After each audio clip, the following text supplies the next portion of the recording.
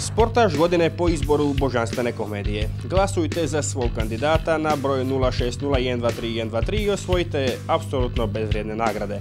Kandidat broj 1 dolazi iz Kućina pored Splita. Nakon zlata s olimpijskih igara u Rio de Janeiru dobio je obećanje od države da će mu se omogućiti pravi bazen za treniranje. Ovaj gdje sada trenira mora sam puniti prije treninga i prazniti poslije. Često zna vježbati i na izvoru rijeke Jadro ili doma u kadi. Ne žali se na uvjete i sretan je što je živ.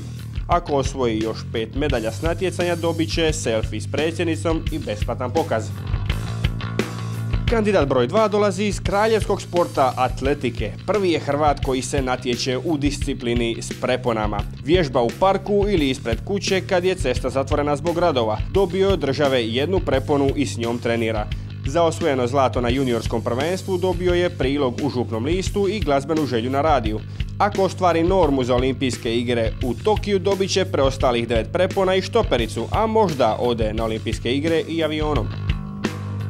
Kandidat broj 3 dolazi iz Kustošije u Zagrebu. Višestruki je svjetski prvak u gimnastici disciplina preča. Rekao je da će novčanu nagradu potrošiti na deratizaciju prostora u kojem vježba i na sendvič. Hitno mu treba strunjača da ne pada na cigle i metalne šiljke na podu. Ako osvoji svjetsku medalju, država mu je obećala provjetren prostor, a na trgu će ga dočekati nitko drugi nego prljavo kazalište.